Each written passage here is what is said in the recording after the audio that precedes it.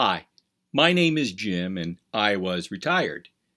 In this video, I'm going to share an analogy between the cash in my retirement portfolio and the idea of bringing along a raincoat if it looks like it's going to rain. Stay tuned to this video for my thoughts on raincoats and rainy day funds. I went out for a walk around the Cooper River Park the other day. It's a 5-mile hike, and although the weather app on my smartphone said it wasn't going to rain for the next few hours, there were some threatening clouds on the horizon. So I decided to pick up a light raincoat, throw it in my little yellow backpack, and sling it on my shoulder just to be safe. Now, there are several advantages to bringing along the raincoat. The first is that I didn't have to change my plans. I could continue with my plans without hesitation with that extra protection. The raincoat also allowed me to take the risk of enjoying a hike on a cloudy day. The knowledge that I had that raincoat in my backpack meant that I could enjoy the hike and not worry about the weather. There was no fear of missing out, no FOMO for me. Now, if it did rain, I could quickly put on the raincoat and enjoy the rest of the hike. And if it didn't rain, the burden was light. Have you ever noticed when you bring along a raincoat or an umbrella, half the time it doesn't rain? I don't know how they know that, but that's what happens. Well, this time it did rain, but I was able to put on the raincoat and avoid a deluge. The disadvantages of the raincoat? Well, to a lot of people, the raincoat's not very fashionable. I'll admit that, but I'd rather be dry and square. Others might think carrying the raincoat or stopping to put it on would slow down my performance. But I'm not in a race. I'm out for a walk. As I was walking that day with the raincoat in my backpack, I thought about the practicality of the raincoat and how that compares with the cash in my retirement portfolio. Having cash and equivalents allows me to go forward with my retirement plans and even take a little risk knowing that I have cash there on hand in case the market turns. And like the raincoat, cash in your portfolio may be out of fashion with some people, but I believe a retirement plan should be suited to your needs. And while it may slow down my performance in my retirement portfolio, I'm not in a race to the top. I'm in a marathon to make sure that I and my portfolio last for my retirement.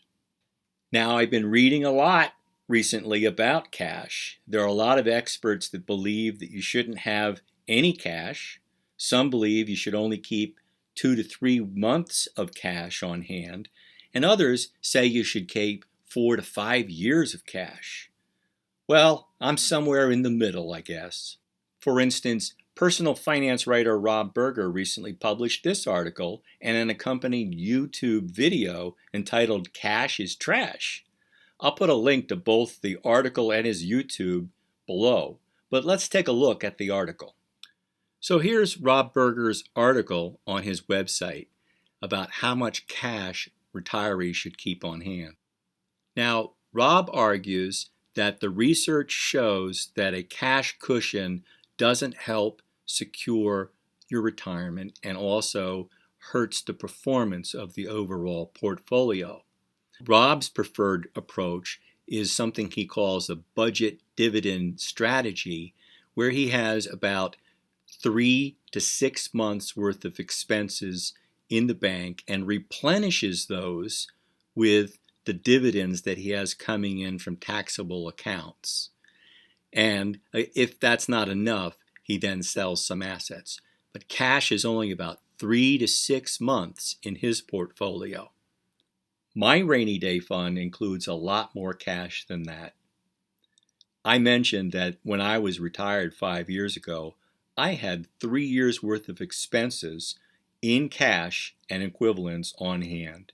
And I do believe that that cash cushion helped soften the blow of a sudden retirement. It gave me time to sort out my finances without worrying about tapping my portfolio in those first couple years. Suddenly jobless at 59 also meant that I had to realize that prospects of rejoining the workforce were dim. And I believe there are a lot of people in the last year with COVID that are experiencing the same circumstances. Retirement is here, maybe sooner than they expected. Let's take a look at some recent data from the Bureau of Labor Statistics, the Pew Research Foundation, and the Dallas Fed for some statistics that back up the concern on why older people may decide to have more cash on hand as they enter retirement. Number one, the week's duration of unemployment seems to go up with age. And if you notice these statistics here from the current population survey, these are the average and median duration number of weeks. And if you're over 55, you're going to be looking at close to 40 for the average. If you're over 65, it's 41 weeks of unemployment before you find your next job. And according to the Pew Research Center, their analysis of the data shows that those that are bachelor degree holders and older workers have higher long-term unemployment rates than the general workforce. The Dallas Fed recently completed a study and showed that there are millions more that have entered retirement due to the COVID pandemic. And they're not sure that those retirees are going to come back to the labor force. Again, all these are reasons why older workers would want to keep more than a year's worth of expenses. You may be out for several years. You may be starting your retirement sooner than you thought. I have since restructured my retirement portfolio using a 3-bucket system. Bucket 1 includes cash and equivalents and short-term bonds, and I've kept that amount in that first bucket to be about 3 years' worth of expenses. However, only 1 year is in cash in the bank for the expenses that I expect to pay in the coming year. My main checking account holds enough expenses to pay the month's bills. And then once a month, I transfer money from an online savings account at Marcus to replenish the checking account. We have a joint savings account and some other funds that are generally targeted towards home repairs or vacation expenses or charitable giving. Now, how do I replenish the cash accounts? Well, once or twice a year, I take planned strategic withdrawals from the tax-deferred accounts.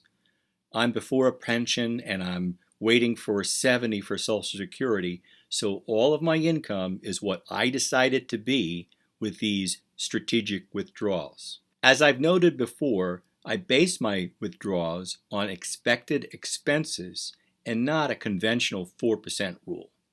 You can see my video on my unconventional retirement for more details. In earlier videos, I shared my spreadsheet that I use to rebalance asset allocation across all of my buckets, my time buckets, bucket 1, bucket 2, and bucket 3, and my tax buckets, taxable, tax-deferred, and tax-free accounts. Now, this chart shows the asset allocation in my bucket 1. And as you can see, about 1/3 of it is cash and CDs, and about 2/3 of it are domestic bonds, usually short-term bond funds or TIPS. Now, if you notice as well on this chart that bucket 1 is not all in taxable accounts. It includes about 1/3 in a taxable account and about 2/3 in tax-deferred accounts, where they rest in short-term bond funds awaiting future withdrawals. Having those withdrawals stacked up and ready to go means that I can take greater risks with Bucket 2 and Bucket 3 assets. Bucket 2 holds income-producing assets, usually generating interest income or dividends that help replenish the cash buckets in tax-deferred accounts and build up assets that will be in future Bucket 1 transactions. And Bucket 3 also includes dividend and interest-bearing investments, as well as investments that will grow through capital appreciation. And again, notice balancing the buckets does not generate a taxable event yet. There's only a taxable event when I decide to take a strategic withdrawal from a tax-deferred account. If, for instance, I have enough money in my taxable accounts in Bucket 1, I may just reallocate to assets in Bucket 1 that would be taken out in future years through those strategic withdrawals. So lining up these strategic withdrawals in Bucket 1 allows me to take greater risks with Bucket 2 and Bucket 3. I don't have to worry about the equity downfall in the markets because I have assets in Bucket 1 and Bucket 2 that will last me about 8 years. So what if equity is up a lot, like in the last year? Well, rebalancing of my asset allocation means that I can take some profits from equity investments in Bucket 3 and reallocate them to Bucket 2 and Bucket 1. And if equities are down, I have the assets in Bucket 2 to help fund what I need in Bucket 1. That's how I think about cash and rainy day funds in my retirement portfolio.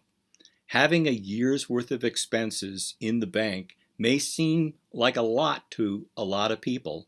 However, it helps me sleep at night. Having to sell something once a month to meet expenses would make this a very different retirement. By the way, I am not an accountant.